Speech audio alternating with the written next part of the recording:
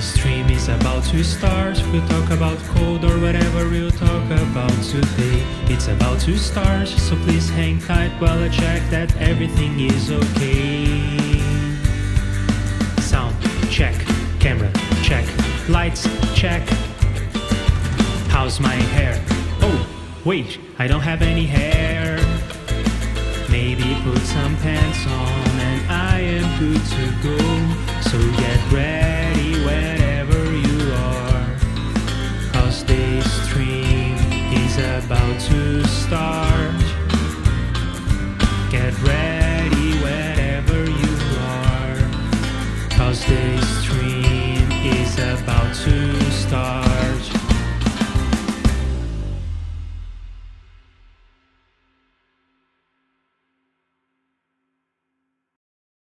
Hi, my name is Leatherfucking and let's write some code together, shall we?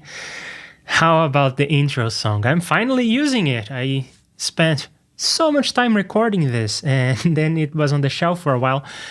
But now I'm using the intro song. Fun stuff. So the stream has started and we are going to write some code together. And what we have on the menu today is these freaking waveforms.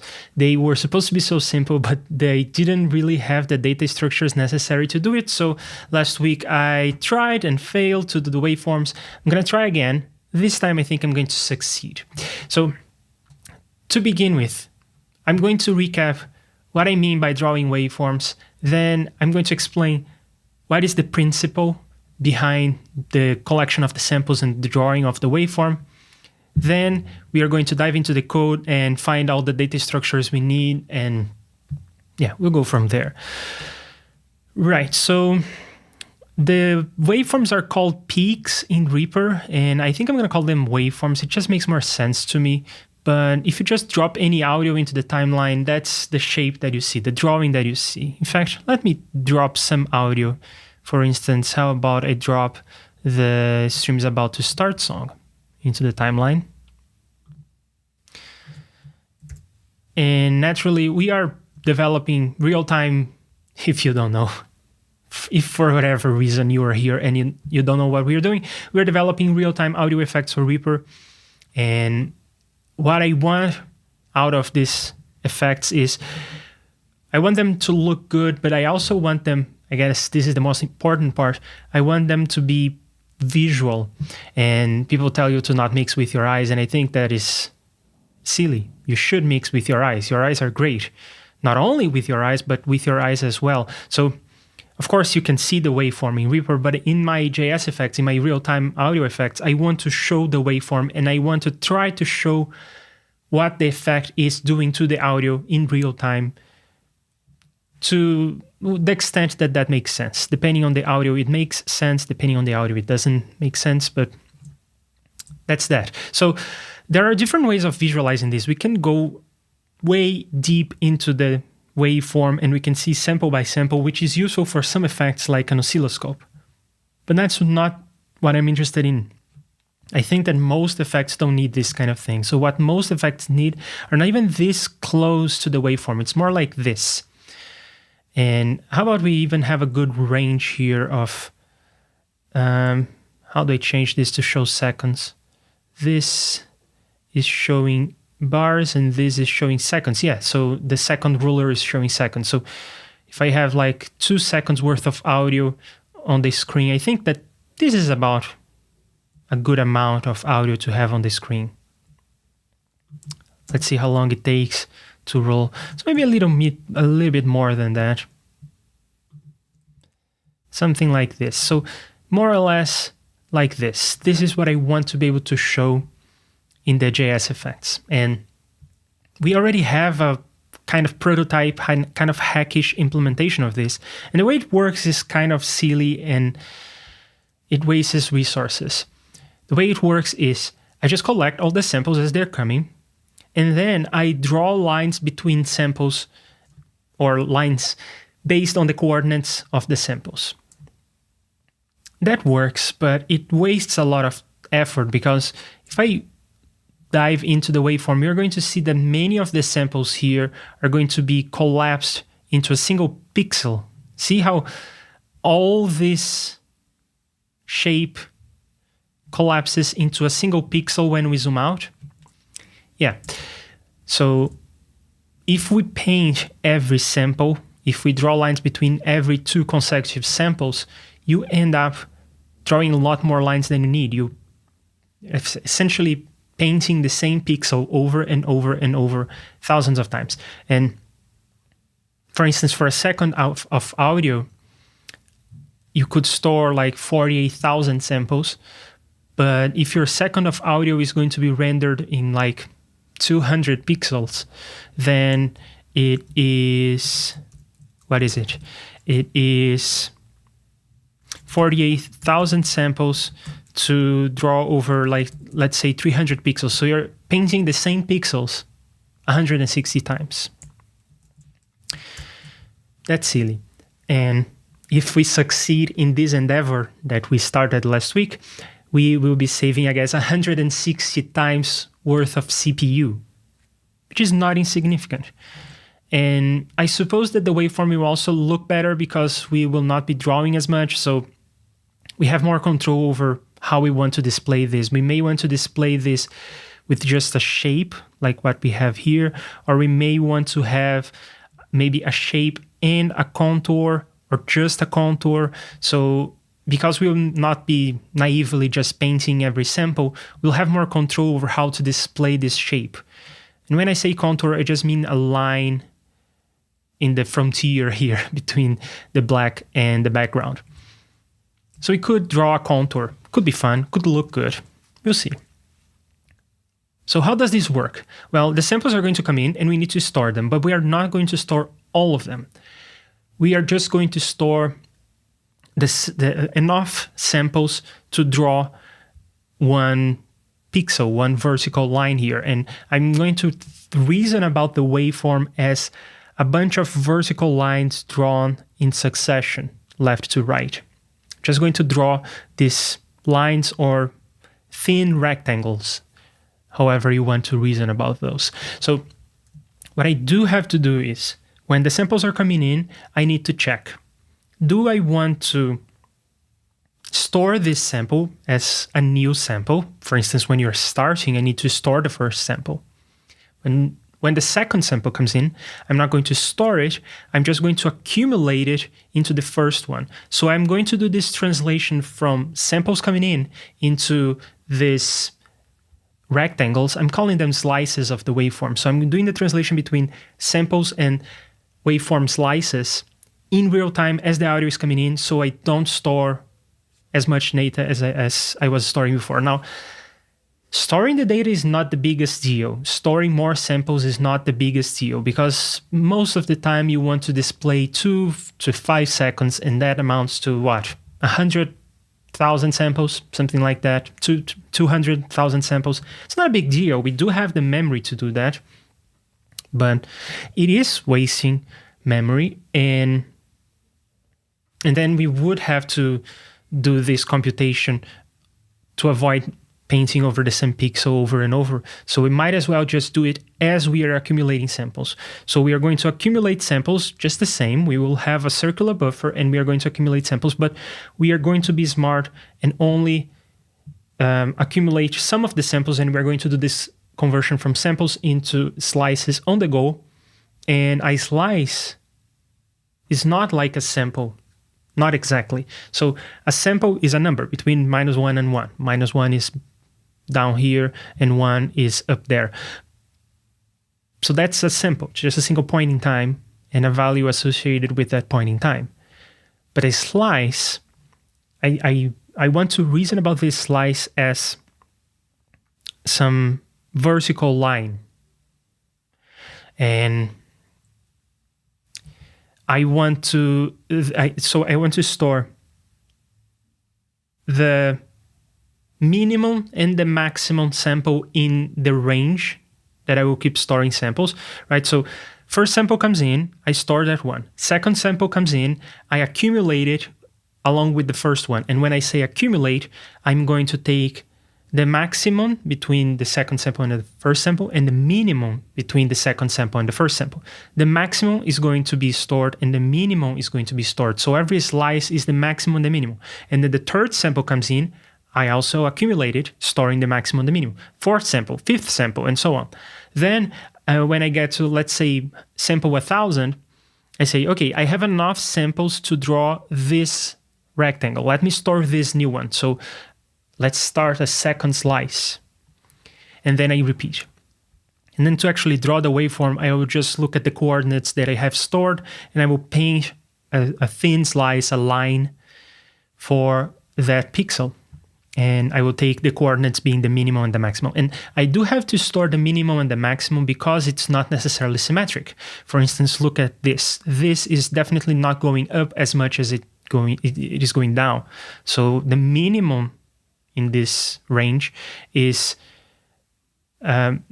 much lower than the maximum. In terms of absolute values, you can see that this is a bigger value than this one, right? So that's what this is about. Okay, that's the spirit. We are going to accumulate samples. We are going to not store as many samples as we were doing before. We are going to do this sample to slices conversion as we go. Then we are going to paint. So what do we need in terms of storage? So we are going to define this object, this component that is capable of drawing a waveform. And in the sample block, as we are processing samples, we are going to push into this data structure. And this push means either create a new slice or accumulate into the previous slice.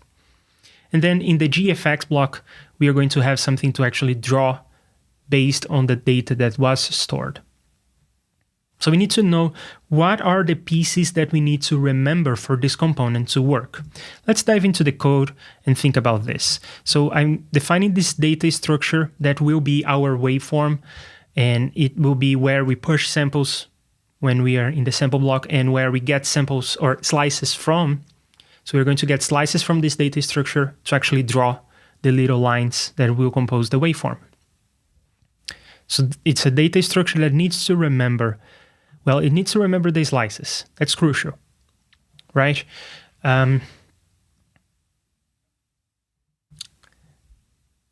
is the circular buffer where I will be storing the slices, and each slice, as we'll see, is a data structure in and of itself. But that's not all.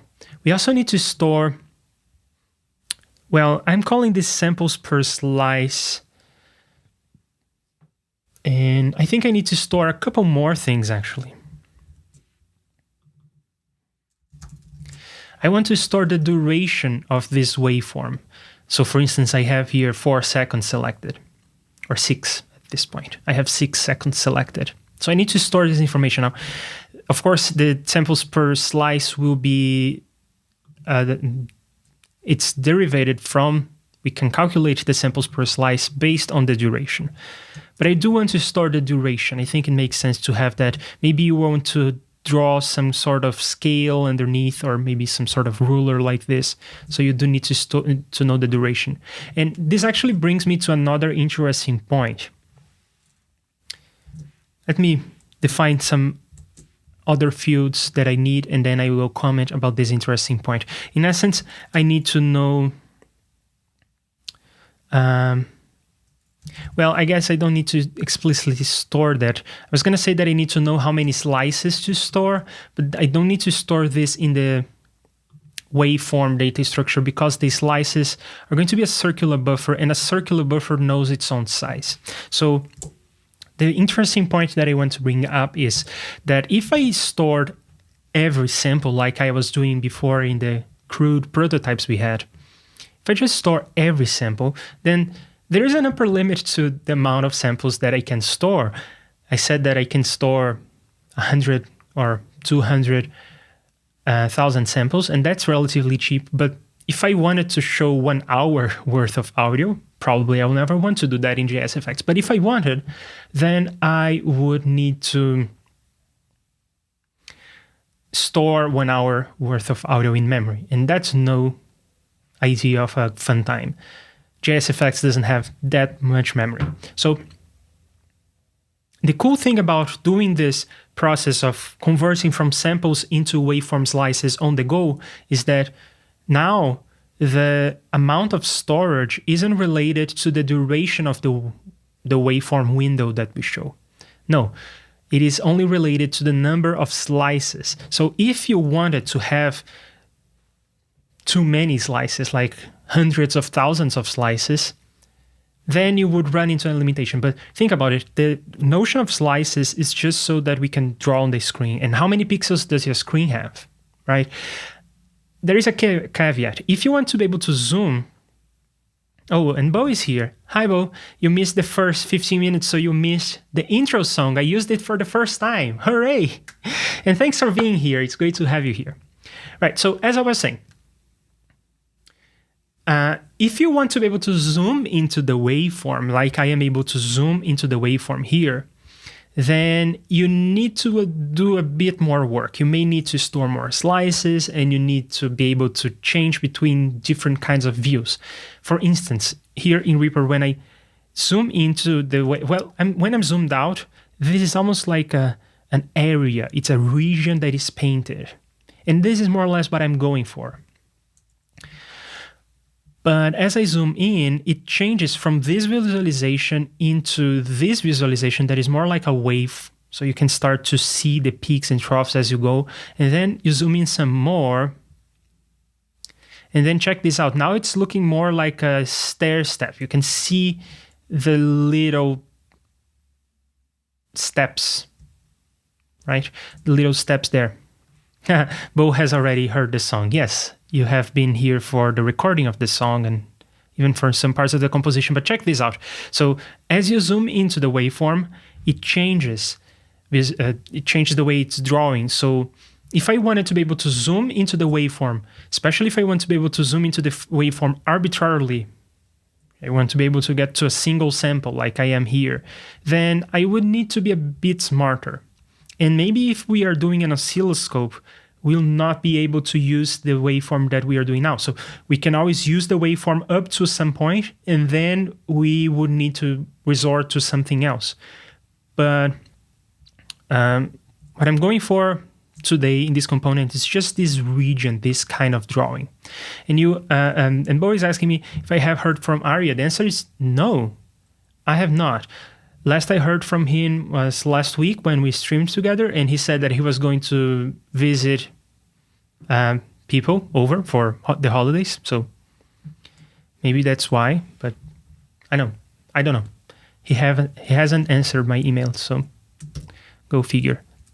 Right, so now, yeah, I think I made the point that the new concept of waveforms are going to allow us to have as much time as we want, because the memory consumption is not based on the time that we store, it's based on the resolution that we care about, the number of slices that we want to store.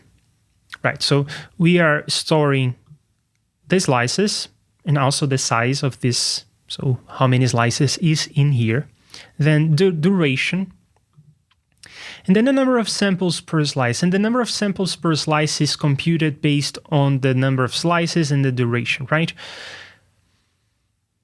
Yeah, it's just a simple division between the two variables. But I think it's advantageous to have this as a variable, because when I am pushing samples into the waveform data structure, I don't need to do the division. I can just go ahead and look at this. But there's something else. I need to know how many samples I have already collected for the current slice. So I was explaining before that first sample comes in and I store it. Second sample comes in and I accumulate it into the first slice. And then I need to be aware of, am I still accumulating, or do I need to switch to the next slice? So I have the samples per slice, but I also need to know samples in current slice. How many samples do I have in the current slice? And when the samples in current slice reaches samples per slice, then I need to wrap back, create a new slice, or move on to the next slice. So that's what we are going to do. And of course, it's not as simple as you may think at first sight, because the number of samples per slice may not be an integer. I guess in most cases it will not be, because the division of the duration of how many samples you want to remember in the waveform and how many slices you have to actually remember those samples in, these two numbers may not be multiples of one another. And in that case, the samples per slice will be a fractional value. So when we are doing the samples in current slice, so if we are checking if we are done or not, we need to be a little bit aware. It's not too complicated, but we do need to remember that these numbers are not necessarily integers. So we need to know, what are we going to do? Like when you have a number that the samples per slice is, let's say that we are storing 713.76. So that's a weird number, right? If I need to store these many samples per slice, then what do I do when I get to sample 713 or 714? Do I go to the next slice on 713 or 714? Well, it depends. In some cases, I need to go in sample 713. In some cases, I need to go in sample 714. I need to... The principle being, I do want, on average, for every sample to have, for every slice to have collected this many samples. So I need to be aware of that this is going on, and I need to code for that. Okay, so let's see. We do have a to-do here. Field to store the number of samples already collected in current slice. Oh, so there you go.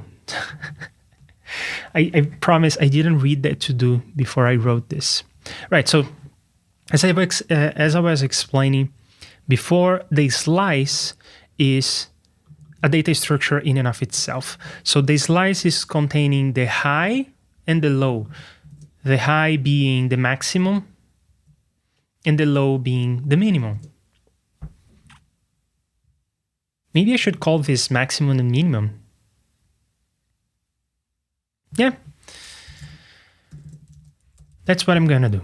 Maximum and minimum. More explicit this way, I think. And no one gets high. Not on my watch. Right, so how do I create an instance of this data structure? This is the definition. This is me creating the thing. Allocating memory for that. So let's see how that works. What do I need? I do need the size of the slices. In other words, I need to know how many slices I want to have. And I don't think I want to know the samples. I don't know. I don't think I want to have the samples per slice here. In terms of usability, I think it makes more sense for me to just give the duration. And then I'm going to store the duration in the operation of the waveform drawing itself. I don't think I will use this, but I will store it anyway, so that if the developer using the library is interested in using this, they have access to the duration. And then I will compute this derived field that I will also store. So I will take the slice's size and the duration, and I think that's all I need. Yeah, that's right. And then I'm going to create an instance of this waveform data structure, and I will create an instance of the slices, which is the circular buffer. And then I will have this, which is in the circular buffer, I have a signal, and in the signal, a signal is an array. And in the signal, I have the data of the array, and I also have an index to iterate over that. Yeah, that looks about right. I think that's all I need. So I create an instance of this data structure. Then I need to initialize all the fields. The slices is going to be a circular buffer of that size. then the data is, I take out from the circular buffer the signal and then the array data. Then I initialize this index going from -1 up to the number of slices, not inclusive. Well,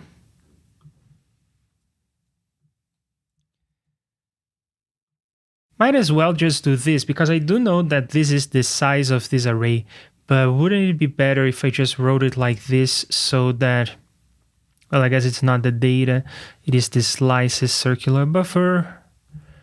The intent is not going to change the meaning, but the intent that I have here is to make it clear that I'm iterating over this data structure. So let's see how I can get the size of a circular buffer.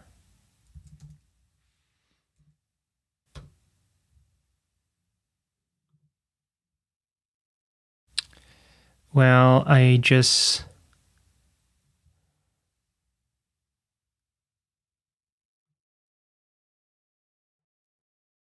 do something like this. I'm going to define some auxiliary variables here.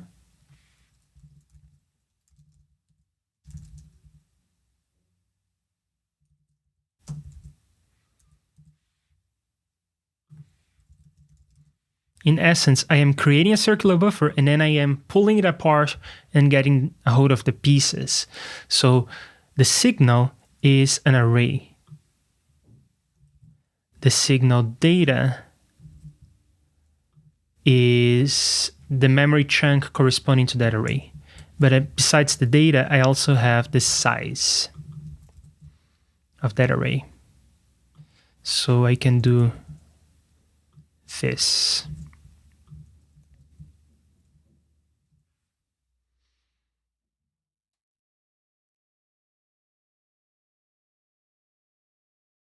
Now let's review the local variables, because I have created some. I have created this. I think I will need some new lines for everything to fit.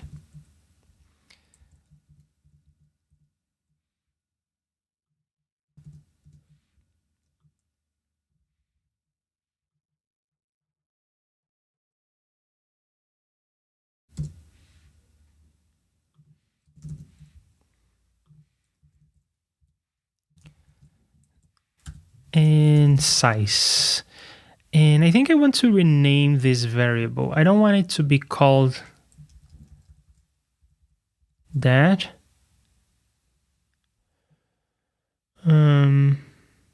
No, that makes sense.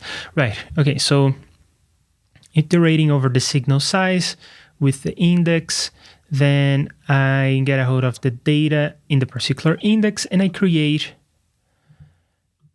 the slice. Well, let me be explicit about this and have a waveforms slice.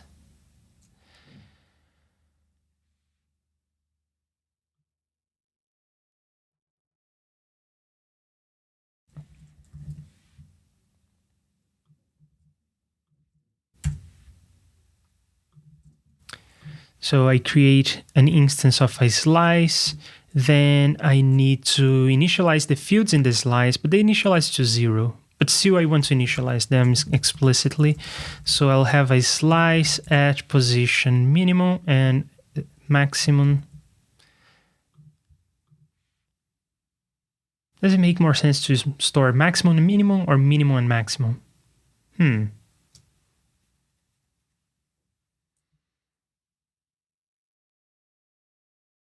I think I'm going to start minimum and maximum.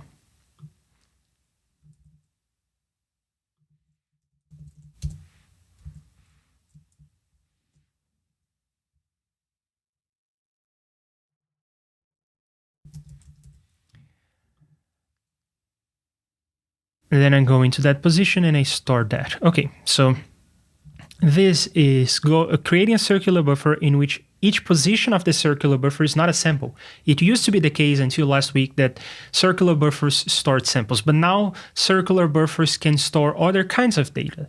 Circular buffers are polymorphic. And in this case, I have a circular buffer where every position is one of these waveform slices. Okay, so when I'm done creating these waveform slices, now I need to take care of storing everything. So I will store the waveform slices. I will store the duration that you gave me.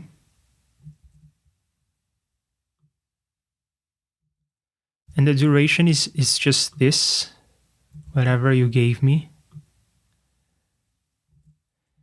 Then I need the samples per slice. That's already there, but this part is incorrect, but we'll get to that. And then this, which is going to initialize to 0.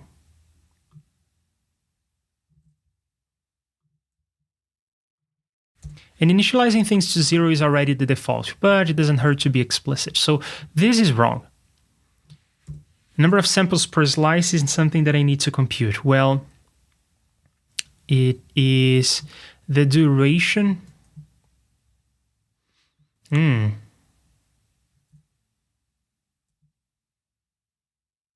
duration is going to be given in samples.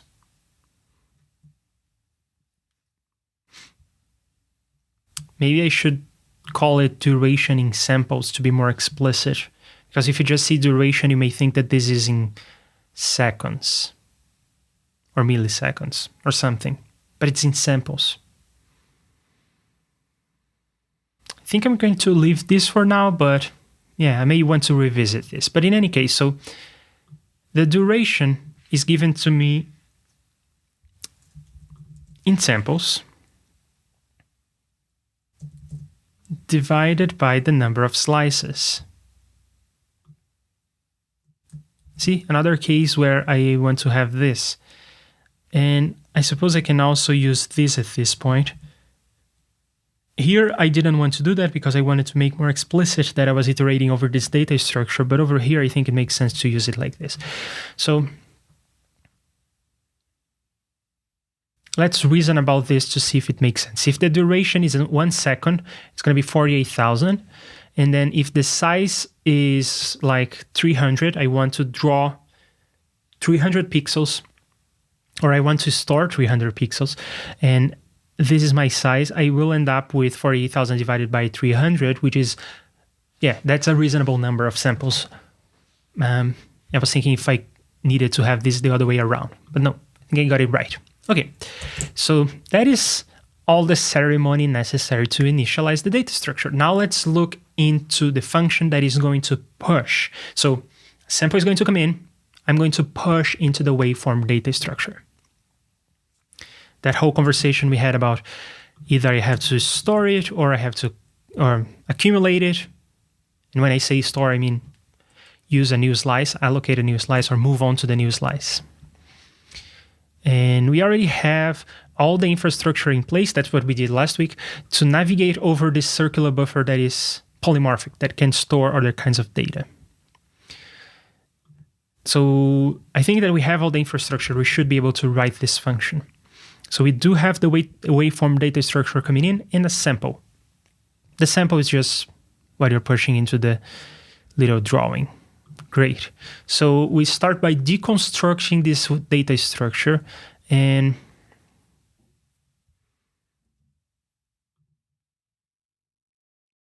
let's see which fields I am going to need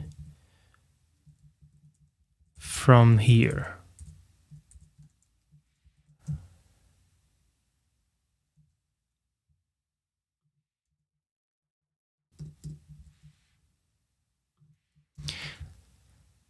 Do I need the slices? Yes. Do I need the duration?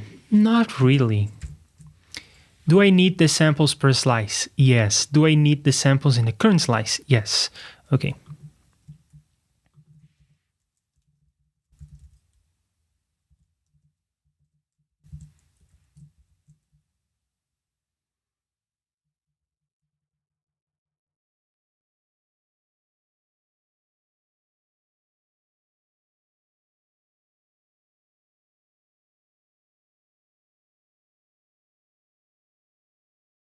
Okay, I got it. So, oh no, I didn't get it. I do need to say it like this. Okay, now I got it. So I deconstruct the pieces of this data structure, but from the slices, that's a circular buffer. Do I need stuff from in there? Do I want to dive in there? Not really. I do have functions, circular buffer functions that I can call, and that's what I'm going to do. Then samples per slice and samples in current slice. Looks good. So this is old code that I can delete.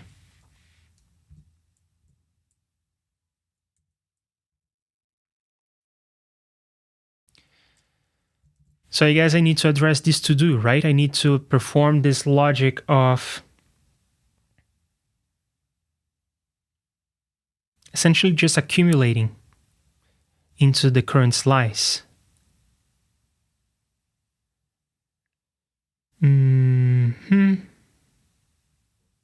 Yeah, so this initialization is wrong.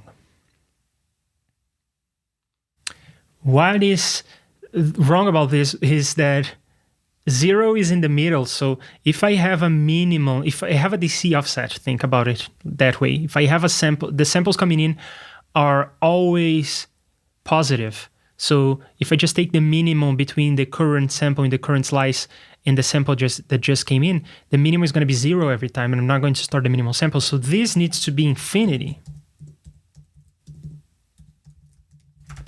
And this needs to be minus infinity. Now, let me double check that the value that I have for infinity makes sense in this context. Oh, I don't have a value for infinity. So let's define a constant called infinity. Yeah, I don't have it. Let's find where I have something like true and define infinity as well.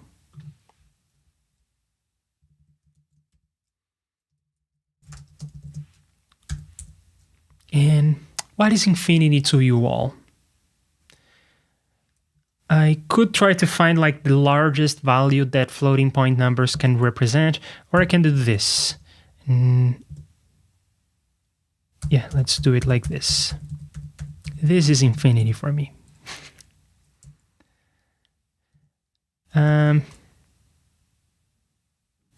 Thinking if there is a way for me to quickly check.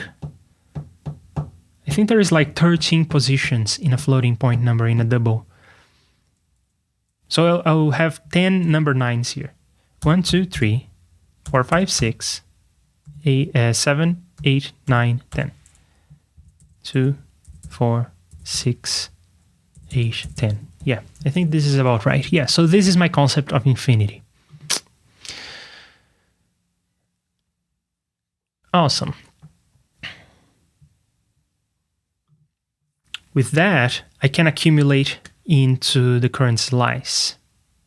Well, I first need to get a hold of the current slice, right? So let's move on to the circular buffer. And then we have an index get kind of thing.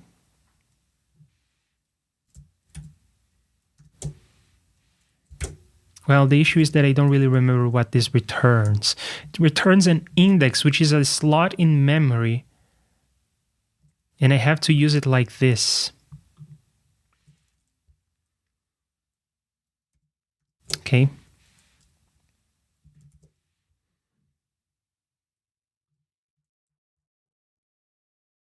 My circular buffer is the slices. Then I get the signal, I get the data, and then I get the position given by this, and the offset is 0. A circular buffer gives me the option of going to negative values, but I don't want to use that here. I just want to use the current position, the current slice. I will want to go back and find previous values given a negative offset. I will want to do that when I'm drawing, not when I'm collecting stuff.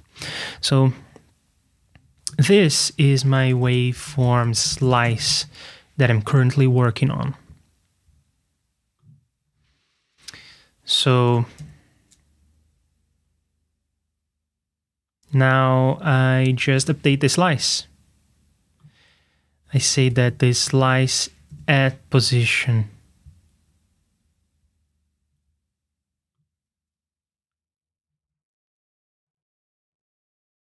minimum is equal to the minimum between the sample or whatever was there in the sample.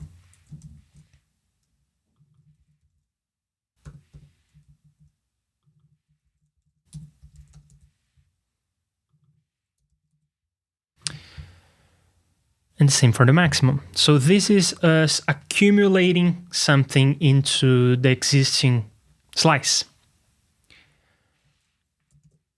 And now I need to check if I went over, and if I did, I need to wrap things around. So first, let's update the samples in current slice.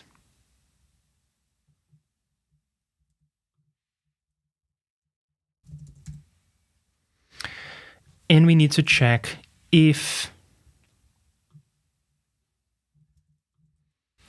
the samples in current slice is bigger than or even equal to the number of samples per slice. That is the case. Then I want to do some things. I want to advance the circular buffer. So to do that, I guess what I need to do is this, but I will double check.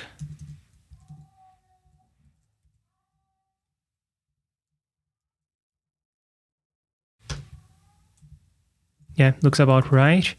So I'm now going to advance this pointer, advance this circular buffer, and the circular buffer is aware of wrapping around, so I don't need to work on that. But then this, I kind of have to repeat this, right? So now I advanced the pointer, and because I did that, this get is going to get me a new value, but I do think that the advance is going to give me the new index. That is right. So I can do the advancing in here and save one step. Just like that. Great. And then I need to reset these values like this.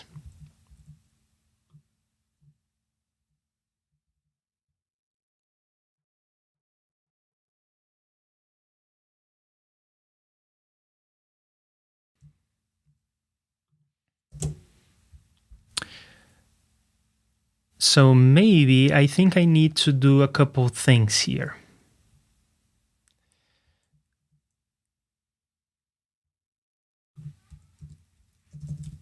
To do, extract, not here, but here, extract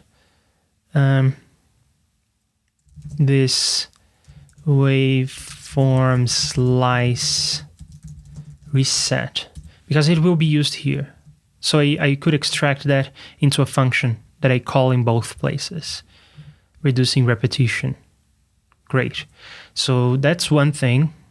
The other thing is more subtle, and I may not get to this anytime soon, but to do, extract this notion of circular counting, right? Because this same logic happens in the circular buffer, in the implementation of the circular buffer, deep in the guts of the circular buffer implementation, there is a logic that is very similar to this. So I could have a notion, kind of a data structure for circular counting. And we had that like 500 streams ago, but it's not in the library right now. So I took it out because it was slow, but we'll see. Slowness is a different issue that we may tackle in a different way. We'll see. Right, so this is us advancing the pointer if necessary and resetting the slice. Then Only advance if necessary. Check samples per slice. We already did that. Oh, but we are not done, because if the samples in the current slice is bigger, I will need to reset this slice. I also need to reset this. And this is where I'm going to be smart and do that. I could set it to 0, but that would be incorrect. If I just set this to 0, just like this, then I'm not taking in account the fractional values that I was talking about before. The number of samples per slice can be a fraction. If I just set it to 0, I'm discarding the fraction. But if I do it like this, I am not discarding the fraction. I am letting the fraction accumulate into the next time we go around. And then the fraction is going to accumulate and add up to one full sample from time to time. Does that make sense? Right. Okay, so when we advance, we are resetting the high and the low. Now we are calling it minimum and maximum, and then we are done. All we have to do is just store everything back. So I think I'm gonna put some new lines here to separate the part where I am destructing the data structure, then the main body of what I'm doing, and then updating the data structure. And I am not going to keep these lines. No, sir. So let's see. What did I change from the data structure? I collected the slices and I changed the slices internally, but I'm not changing the address of the slice. So I don't need to update this field. I don't need to update that field. I don't need to update this field. Well, I do need to update this one though. Yeah.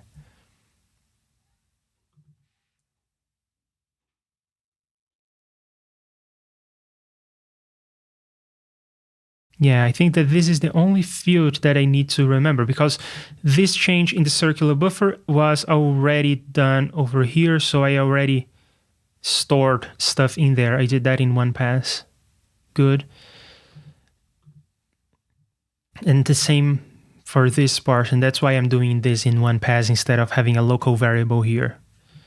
It's because I want to kind of reuse this variable name over there. So the only thing I need to remember for later is this slice samples in current slice thing.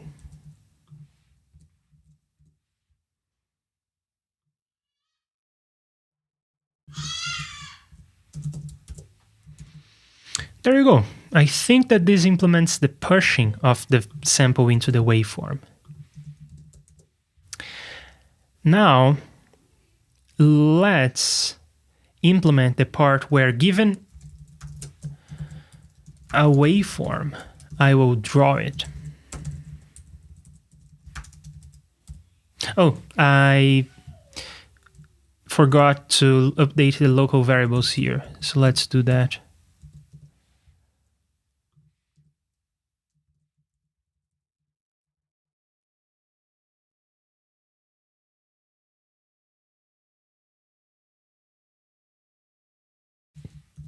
Trying to find a good way to indent this, and I don't particularly like any solution. There you go. I'll go with that right now. So let's update the local variables. I think I will need to separate these in lines. So I have this as a local variable. I have that as a local variable.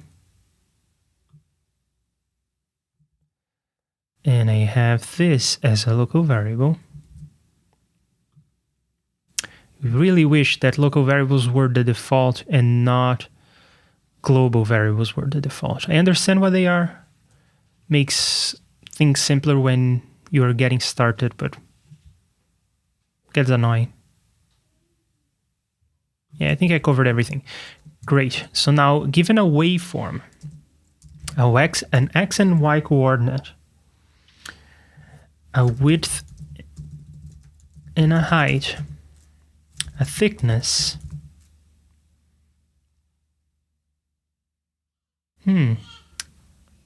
No, I don't need the thickness. The thickness is based on the width. So given a waveform, x and y, width and height, color. And then I will have more options to like fill or draw a contour. Right now I'm just going to fill everything. It's the simplest thing that can work. Okay, I think that does it in terms of arguments.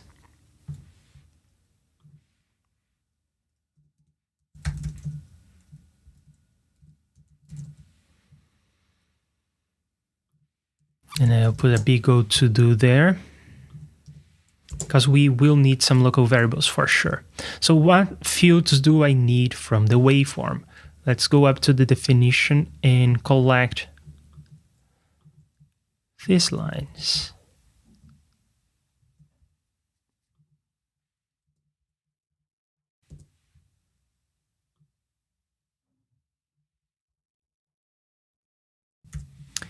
I need the circular buffer. Do I need the duration? Not really. I need the samples per slice. No. And I also don't need the number of samples in the current slice, so this is the only field that I need. Neat.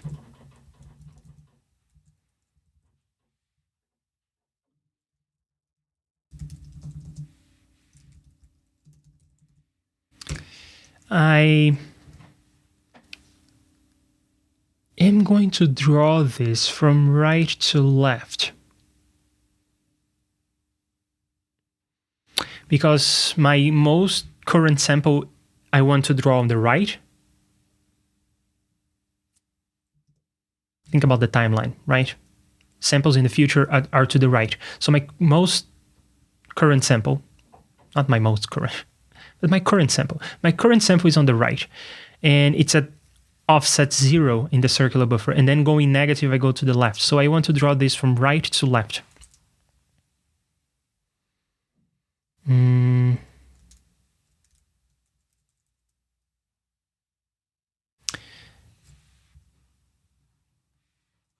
I want to have a local variable for this. I'll call this like the waveform y, for the lack of a better name. Or x. Let me start with x. X is the x of my box plus the width. And I want to go in increments of, first of all, I want the increments to go to the left. And oh, I need to calculate the waveform slice width. That is the width that I'm given divided by the number of slices. So I do need to get a hold of the number of slices, just like I did over here.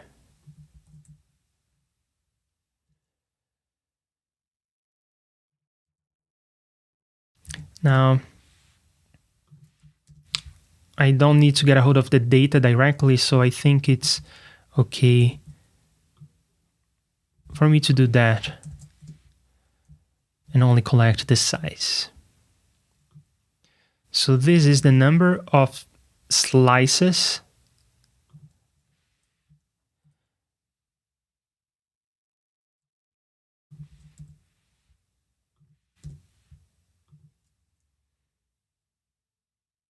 and this is the width of one rectangle in the waveform. It's the width that was given to me divided by the number of slices I have collected. And then the increment is just this. So I might as well not have a variable for that. And then I will also need to compute the midpoint for the y coordinate, because I want the 0 to be in the middle, 1 to be up top, -1 to be below. Or maybe you could give me a range. Maybe your waveform has been multiplied by something, but that will be in the future. So I want y midpoint, which is y plus half of the height.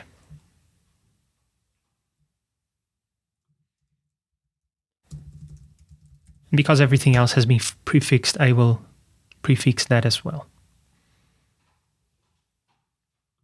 And I think I'm ready to start looping. So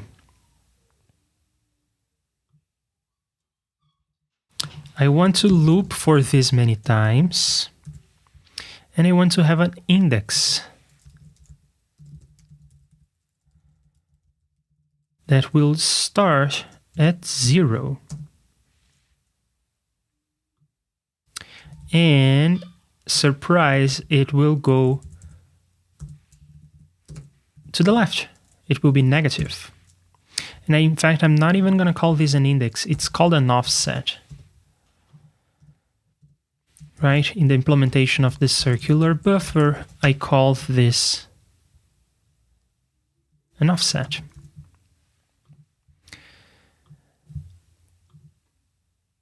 Oh, and it needs to start with 1 because I want the first offset to be 0. Great. So now I GFXed, was it called GFX rect? I forget.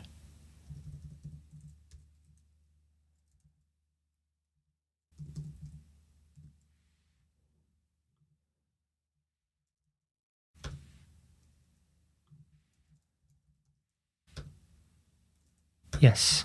So my rectangle will be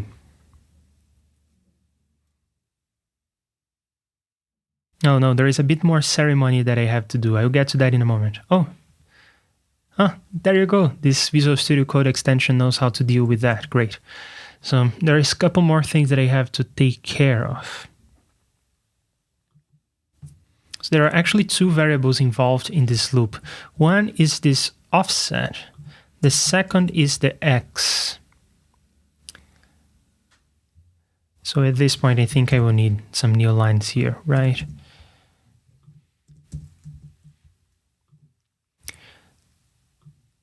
My offset is 1, and my x, I want to update it with the width of the slice.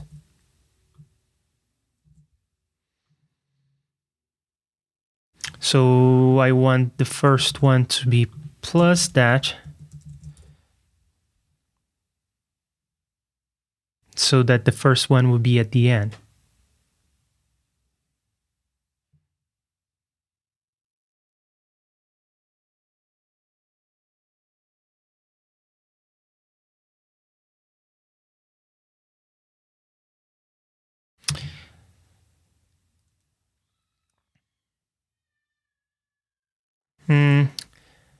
Let's think about this for a moment.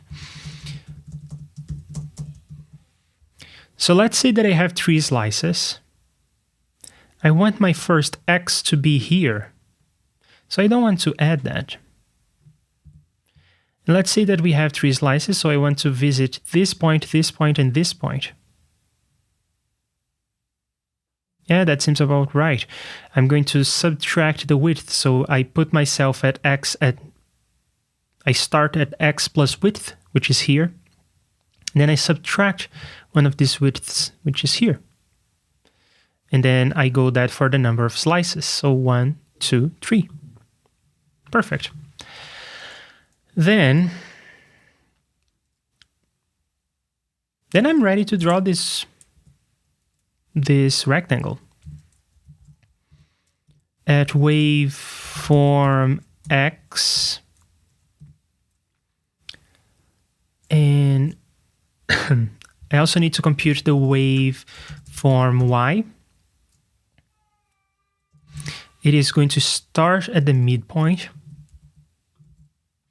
And then I'm going to subtract. I want positive values to go up. So I'm going to subtract the maximum from this slice. So I also need to get a hold of this slice. So let's do that. I want to do something similar to this.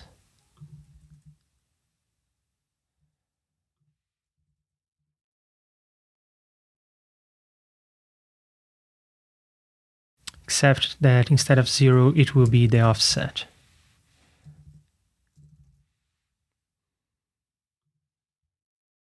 And then I will want to grab the minimum and the maximum and assign them to local variables.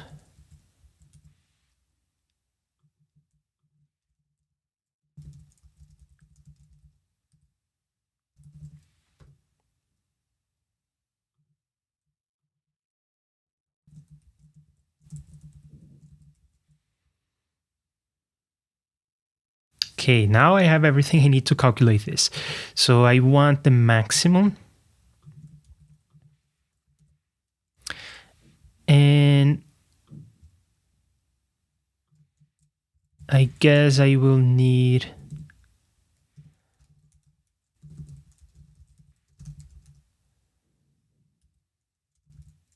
half of the height. I'm going to use that over and over, so I might as well have that as a variable.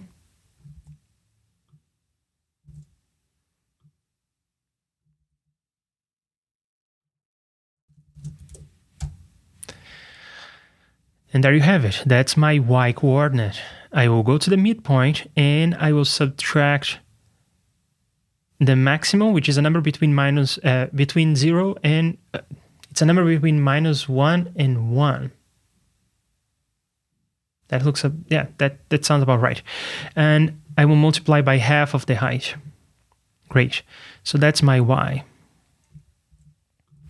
Now my width I already have. Calculated it here. But the height of my slice I have to compute.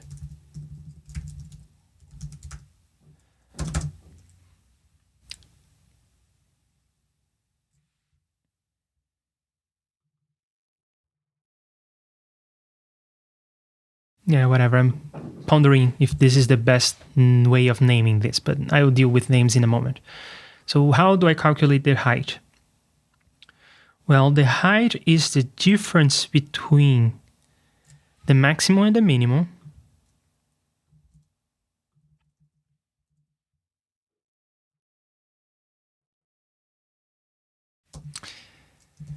times the height.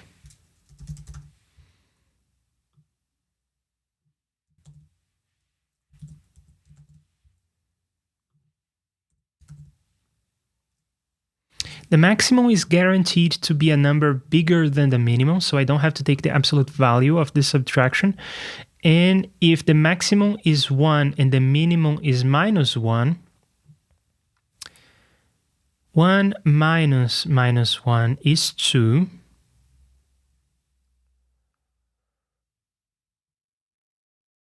And my y will be at... No, I think I want half of the height. Let's reason about this. So if my maximum is 1 and my minimum is -1, then my y will be at the top.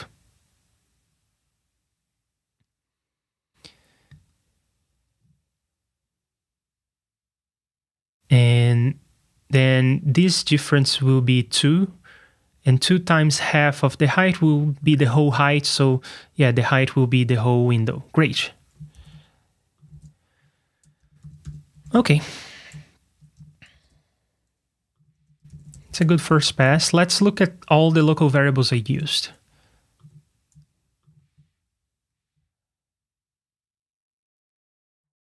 Unfortunately, I don't think there is a good way for me to grab all of them. Maybe this will help.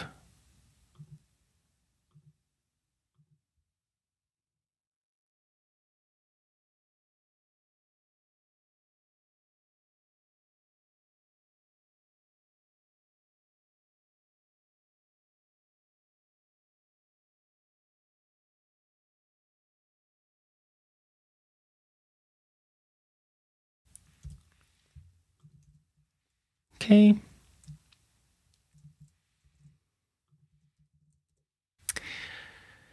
And then we need to use this. So let's go to the demonstration effect and see what we already have for waveforms.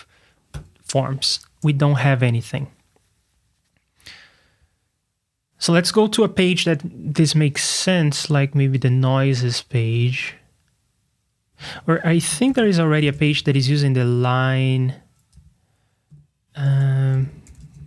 graph. What is it?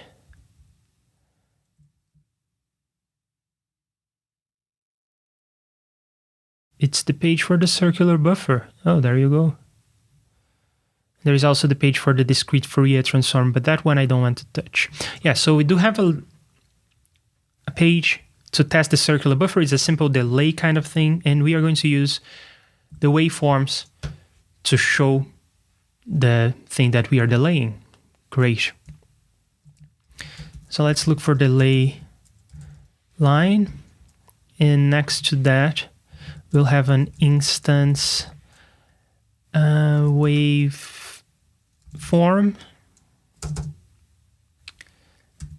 that I could have one per channel. Yeah, I think I want to have one per channel.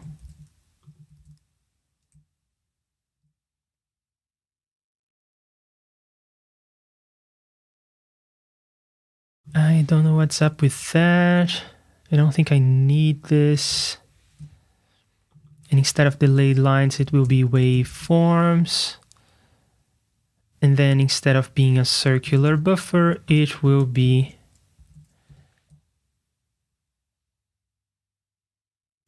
this.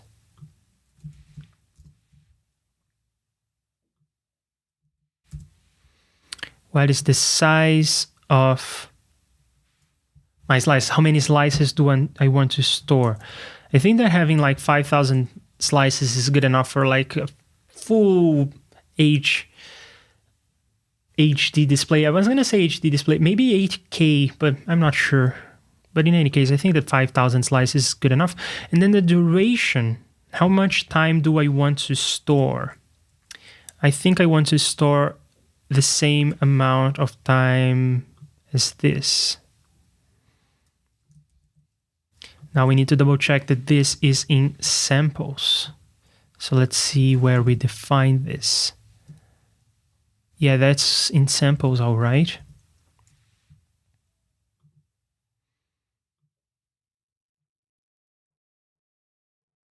Then in the add sample block, we need to find the delay line. And we are pushing into the delay line, but we can also push into the waveform. In fact, I think I'm going to rename this to be delay lines waveforms, right? It's the waveforms related to that. So it makes sense to call it like this. So then I am going to find again, yeah, this. So get a hold of the delay line. I will get a hold of the waveform.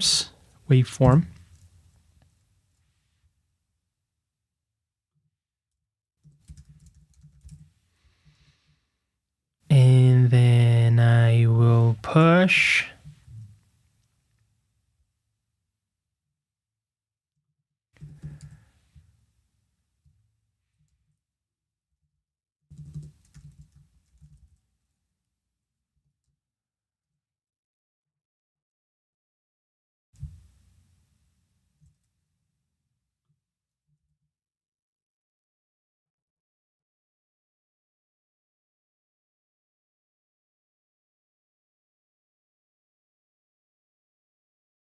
Great, let's review this. There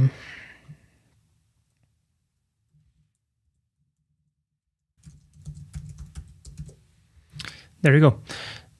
So I have a delay line and I have a waveform. Maybe what I really wanted was to have some sort of data structure that couples a delay line with its waveform. Yeah, it's a higher level thing. So just drop in another to do anywhere. Or maybe I will go up here. I have some data structures. I could have delay line with waveforms. But whatever, we'll just deal with that later. So get a hold of the sample delay line. Get a hold of the sample delay line waveform. Then push into the delay line and push into the waveform. Oh, you know what? It does not make sense.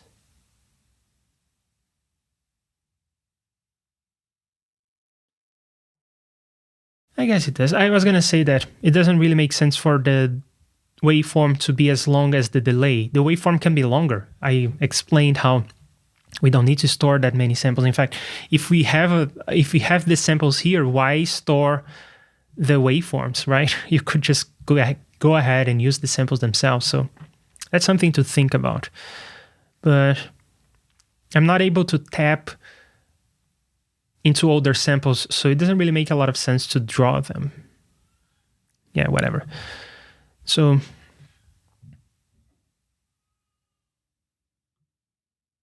yeah, I think that does it. Now let's go to the GFX block and find the delay line. And over here, we need to change what we are drawing.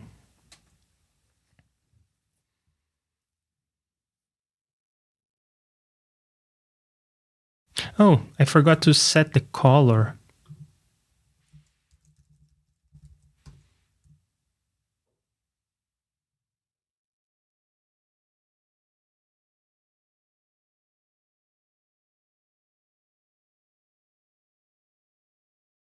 I think I have a function called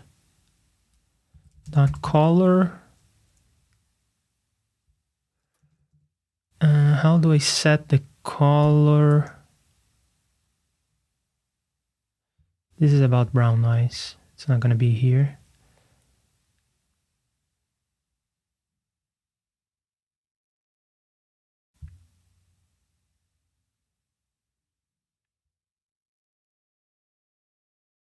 Yeah, it's just underscore color, and then I give it the color.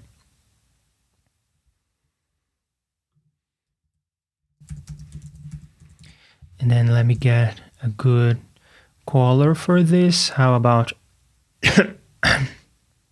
some fuchsia?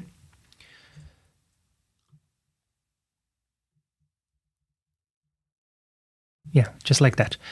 Oh, except that I don't do it here, right? I just get the color here. The color was given to me. It's one of the arguments. It's right there.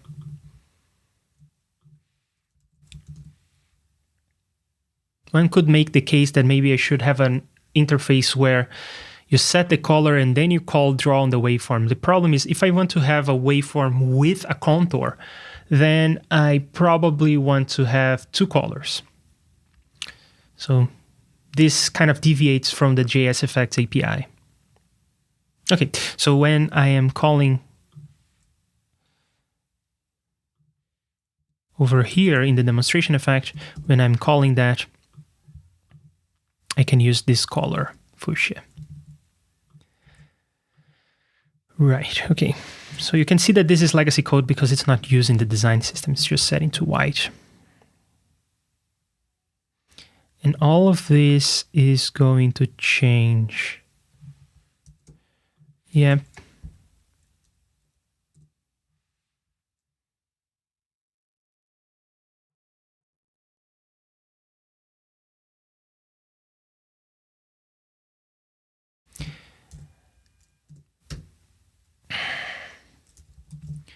So I will have a y here. It's going to start at 0. And my y, or my height for this component is going to be the height of the whole window divided by the number of channels. And then Oh, I actually want to start at minus height.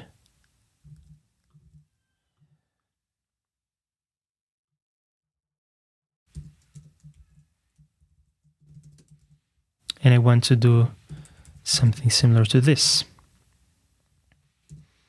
Then I can actually draw. And I need to get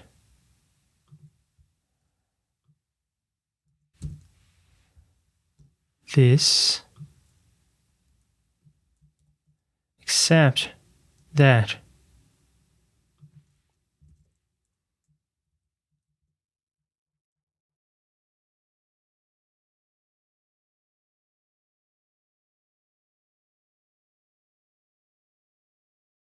now I'm in the GFX block.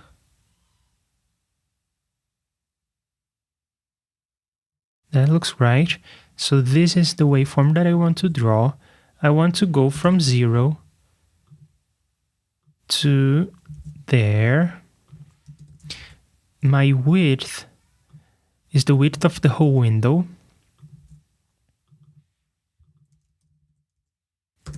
The height is this. And the color is that. And now we wrote all the code. We just need to load it in REAPER and it will work first try. It will be great. So I have a track, the master is muted. I can go to there and demonstration effect. And there is an error, a syntax error. So not first try. It is in the library line 2065.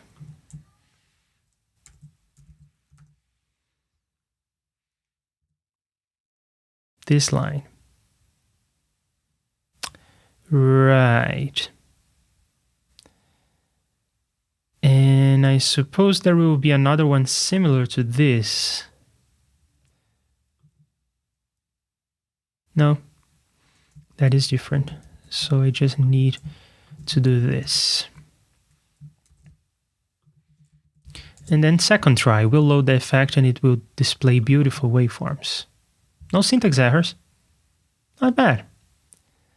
And then we go to the circular buffer and we don't see much. There is also no audio coming through, so that's bad. How about I drop another one of the demonstration effects and produce some white noise.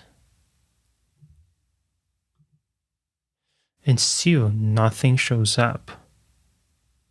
Oh, I'm going to positive Y positions.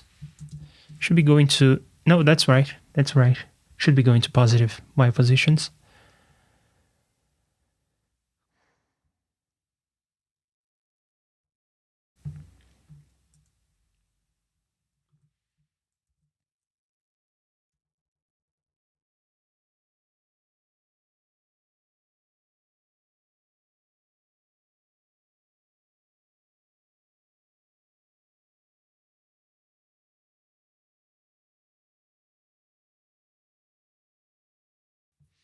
Okay, let's see if the debugger has any clues.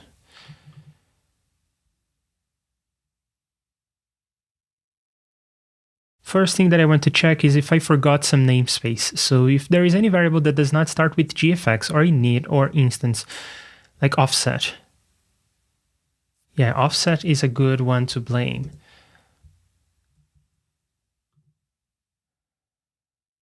Well, where is my offset?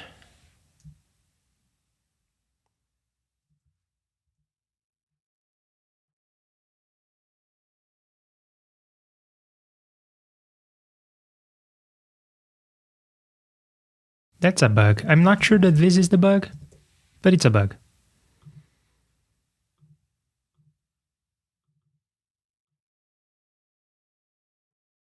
Okay, still nothing.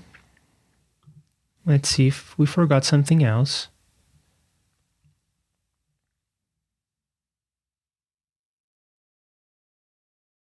No, doesn't seem like we did. Let's check the GFX X and Y, well, I kind of reused that value all over, but it is 0 and it is 405, which is a reasonable value.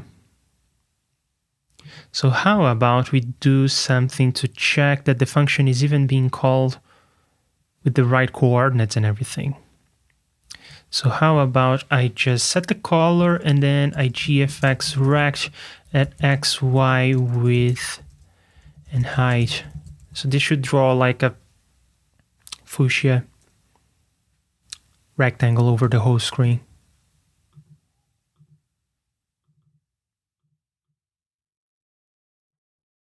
Okay, that's a good sign. Then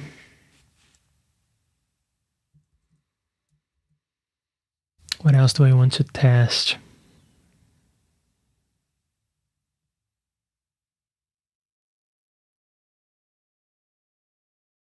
Maybe I'll have a debug variable here that I will set to a number just to see if I'm getting into that loop.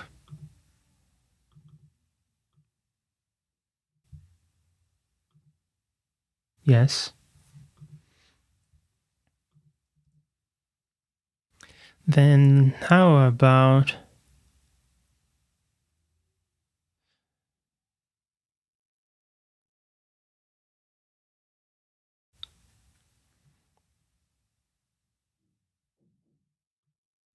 we take a look at this?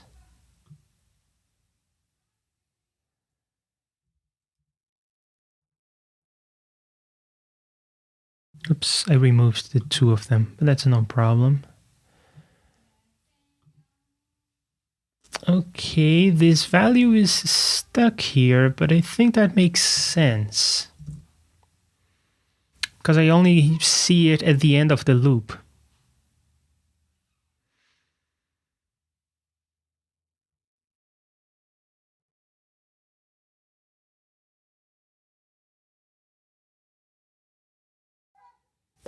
My signal size is not this.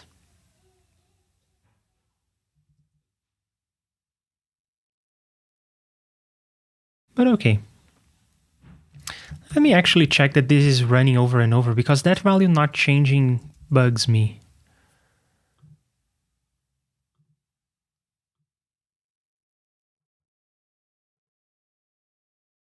Okay, the value is changing. All right. So we are getting in here. All right. So let's check the minimum and maximum.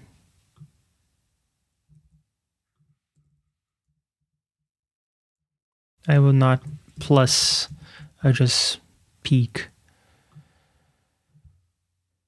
And I do need to drop two of these guys so that I have some audio coming through.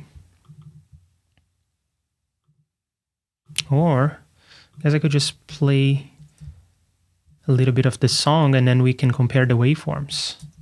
Am I right? So there is some audio coming through now. And then the debug variable should be changing. It is changing. Right?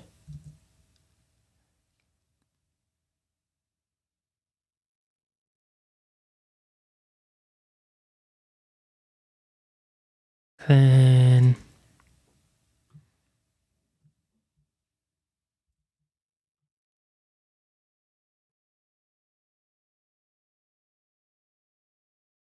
let's peek at that.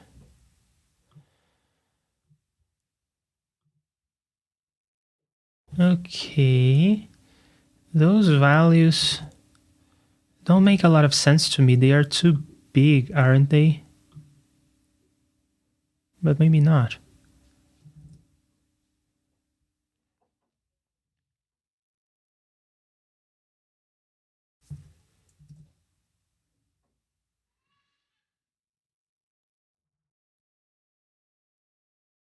Let's look at height.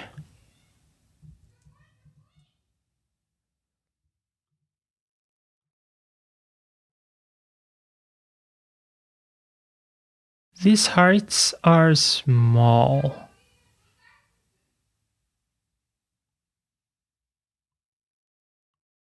But not invisible. They are like 10 pixels or whatever. And I guess the only thing left is the X.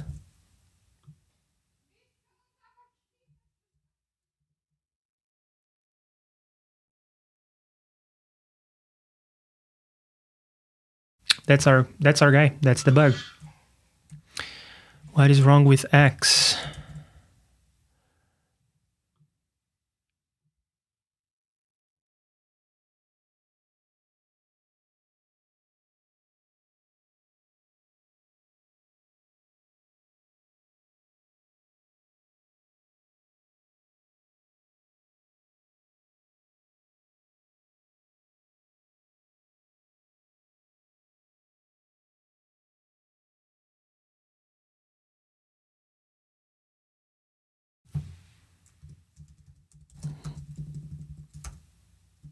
Let's see this. And also the width. Doesn't hurt.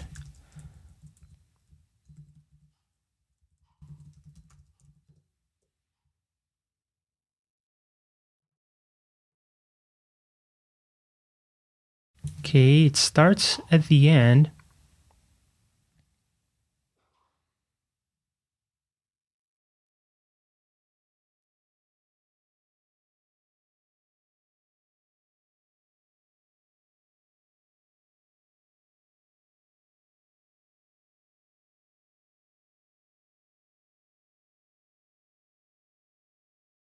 And the width is correct.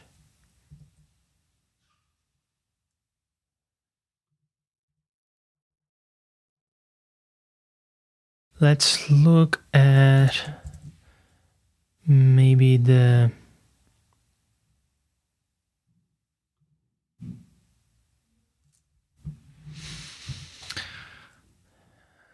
increment, the offset, the width. The width, where is it?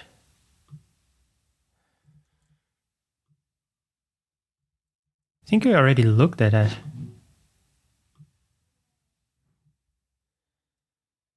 Seems about right. So I don't know. What is up with this? Did we make any changes? No.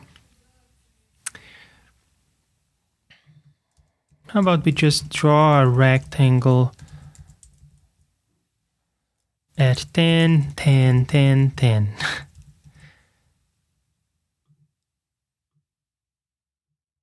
Okay, it's there. Then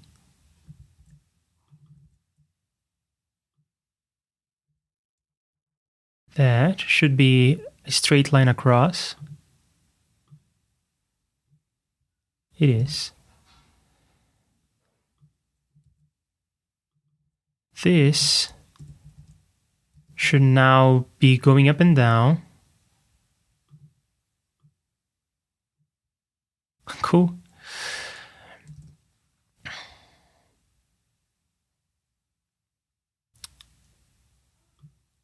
This should make things thinner. Oh, my width is less than 1. That is not gonna make things happy, is it?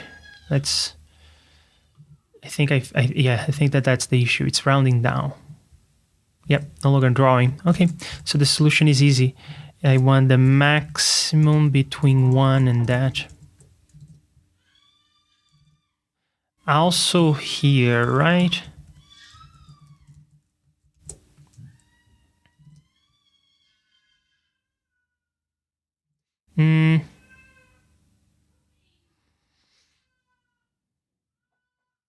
Yeah. I think that this is right. Let's try again. If we compile reset. Oh, did you notice something interesting? I'm saving things in Visual Studio Code and Reaper is not asking me to reload. Oh, because it's a library. And there you have it. That is a beautiful waveform. It's not beautiful, but it is a waveform. And it is changing with the size of the window. Should probably not be changing with the size of the window. Let's go real quick in there. And this fuchsia, it's not doing me any favors. Let's go to gray warm 700. And I don't want the width and the height of the whole window. I only want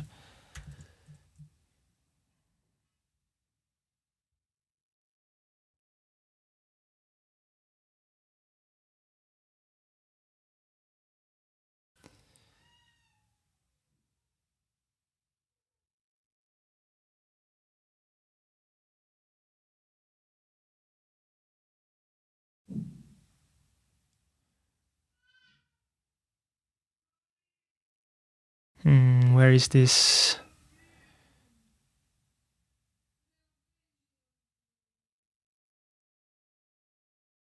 Something here in the palette probably I can borrow. Yeah, I think that something like this may work.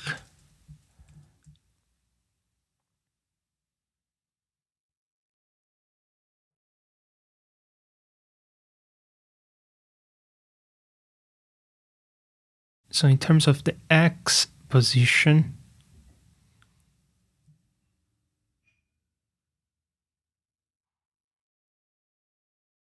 no, let's start with the Y position. No, not the Y position. Is this a Y position? Let me think about it. This is the X position.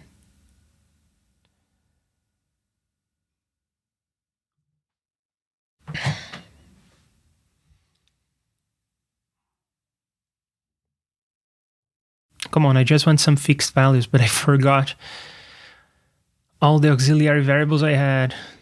Oh man.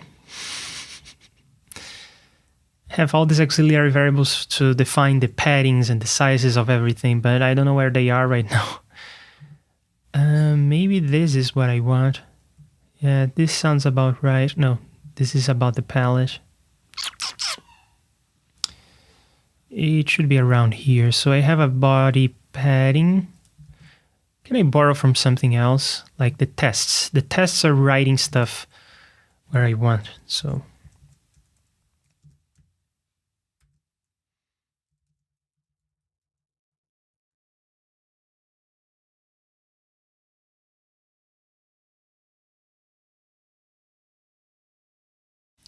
these are the X and Y coordinates that I want. But not here though.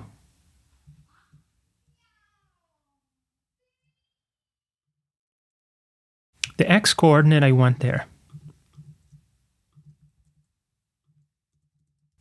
The Y coordinate I want to be from there, but I want it to be like this.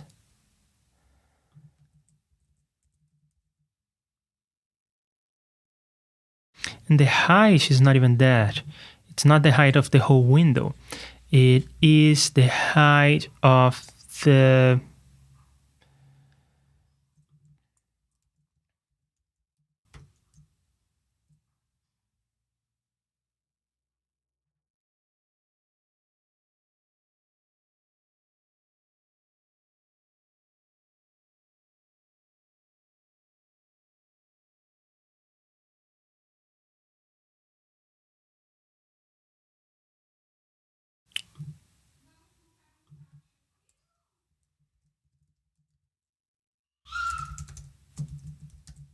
something like this.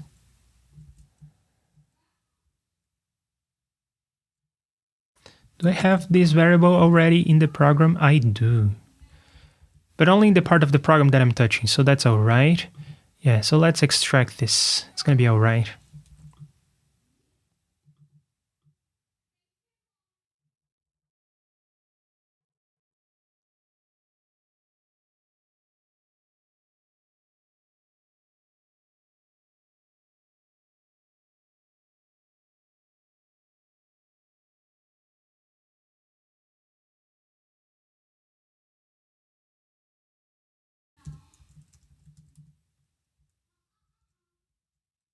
Yeah, that is used all over the place. That's all right. I don't think I need it.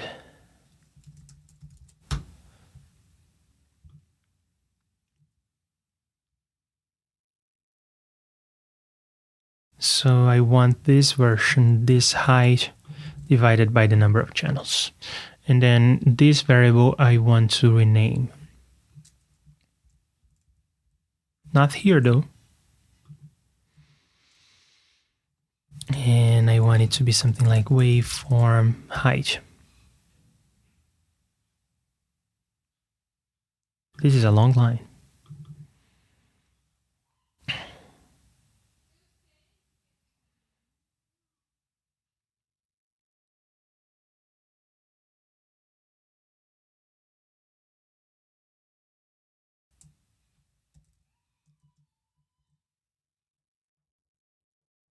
So give a padding. The y coordinate is already taking. Oh, I extracted a variable for this, didn't I? No, that was for something else. Okay.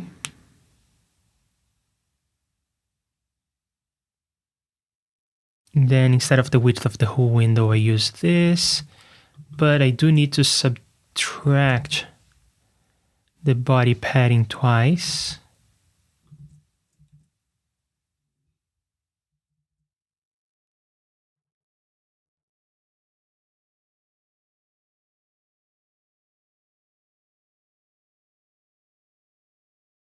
This is an even longer line.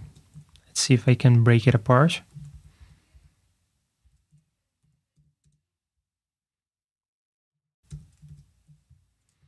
Okay. So this is my x coordinate, my y coordinate. This is the width, and this is the height that I already computed. Great.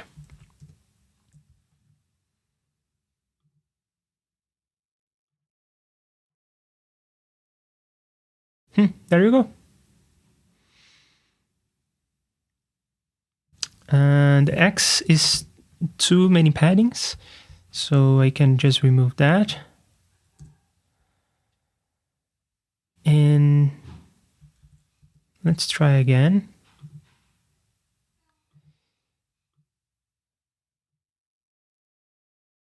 Okay, now it matches this.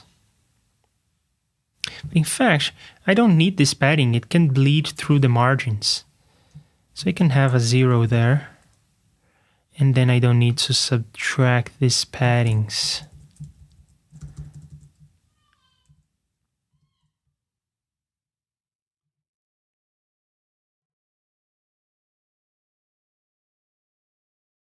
All right.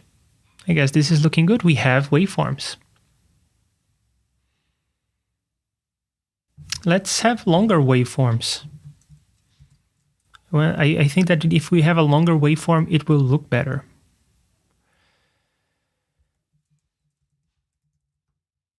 Instead of this, let's just multiply by 5.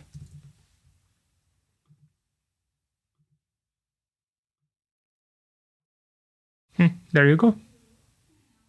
Doesn't look awesome. I wanted it to fill things in a bit more. Why is it not doing that?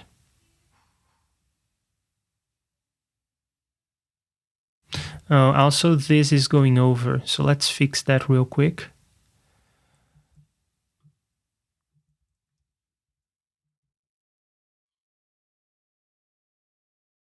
It shouldn't be the height of the whole window, it should be the height of the whole window.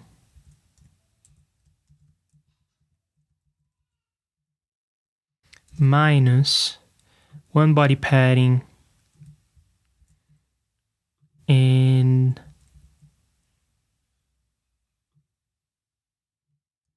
one title.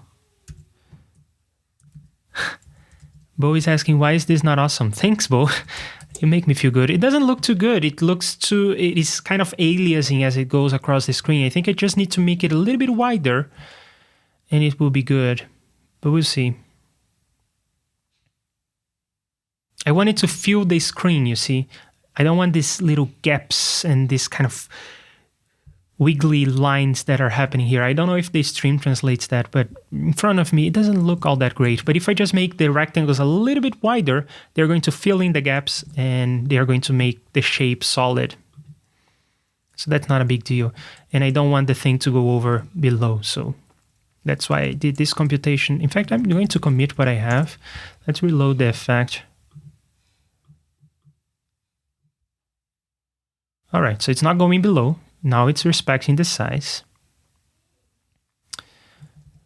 Let's make it a little bit thicker, So maybe I am going to multiply by this. I don't want the width of the thing where I'm going to the left that many times. I don't want to change that, but I do want to change this maybe. Let's just multiply by 3. And maybe the magic value will make things better. It's still not working. Let's multiply by 10.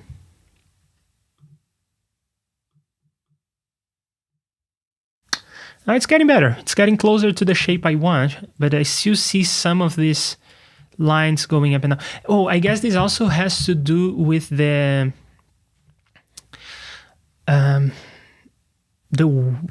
width of the window, the width of the number of slices that we are collecting. So this magic variable, this magic number actually needs to be computed based on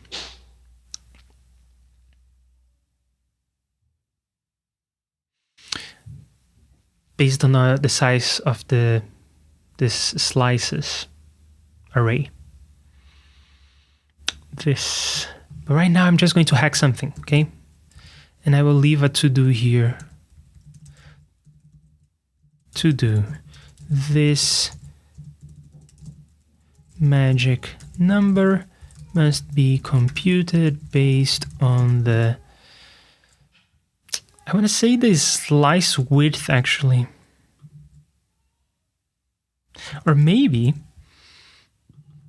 what if instead of trying to multiply by something, what if I just say that the minimum is, there is no notion of minimum height if there is no signal coming through. Well, I want to see 1 pixel at least. But over here, I'll do a minimum width of 5. That may be too blocky, but we'll see. Now we are talking. This is the kind of thing that I want. How about 3 pixels? Yep, I do see some aliasing here and there, like a little bit, maybe 4, maybe 4. The cool thing about this is that this is in terms of pixels, so this is a fixed value that I tune and I don't touch it anymore. Maybe I can say that it is going to be maybe not 1, but GFX X retina. I forgot that. I have to take care of the non-retina displays. And then I multiply by a number. Probably I multiply by 2. Yeah, aliased.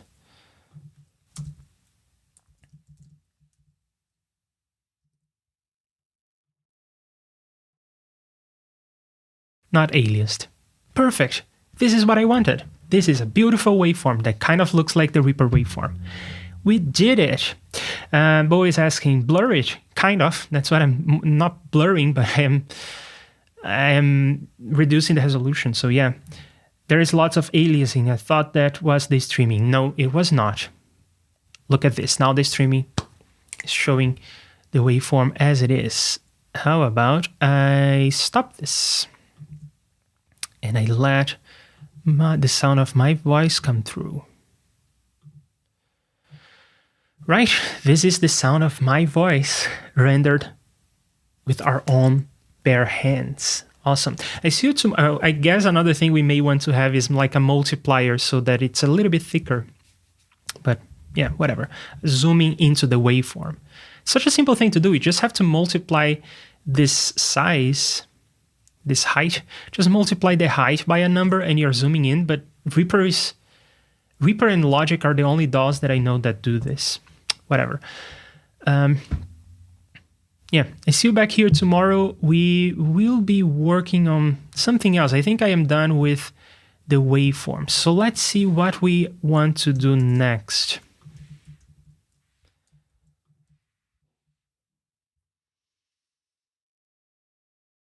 I want to get something out the door. So I want to look at the effects that I want to build. And let's see something that is almost there.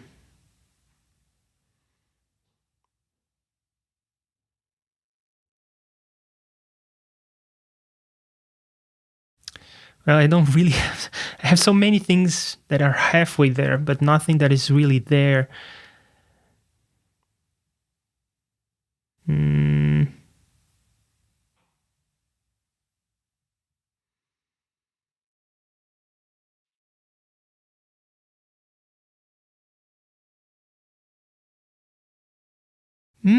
Yeah, you know what? I think I'm going to use tomorrow. I think I'm going to talk about followers, which is a different kind of data structure. Oh, Bo is suggesting Fft blurring. No, I really want to get Fft blurring is already on the list of things to do. Okay, it should be. Maybe it isn't.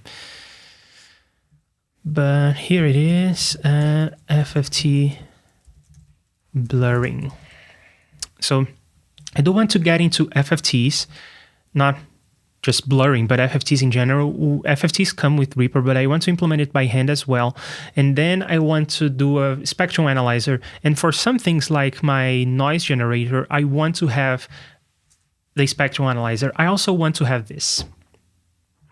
Oh, and see, the CPU is okay. And even I don't feel my machine sluggish. So yeah, the performance is much better now. I do see it kind of moving around. The movement is not as smooth as it could be. And that's because there is a concurrency issue between the audio thread and the GFX thread. So I don't want to get into that. But for the noise generator, I wanted to show a spectrum analyzer. And I don't have the FFT yet. But for the gain, I think that all I want is to just show the waveform maybe and show the attenuation on the waveform. So I want to draw the original waveform coming in and the output waveform as an overlay. So I already have waveforms, so I can do that. But I do need followers because I want my gain to have smooth automation. I want it to click when you automate it. So, and you may be wondering why have another gain knob? Because I don't like any of the existing ones. This is kind of okay actually. Yeah, and it has sample accurate automation.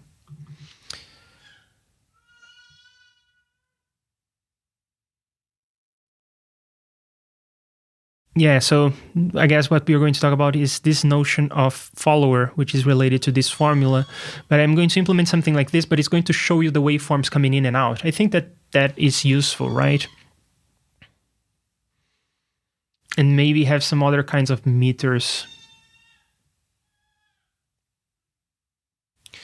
Well, the thing that annoys me is the range. It's always the range.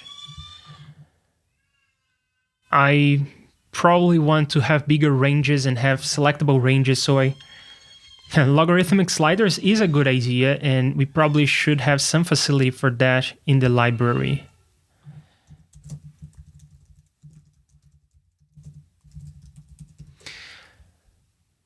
But volume doesn't need to be logarithmic. Well, it is, it's in dB already, but it's linear in terms of the logarithm dB scale.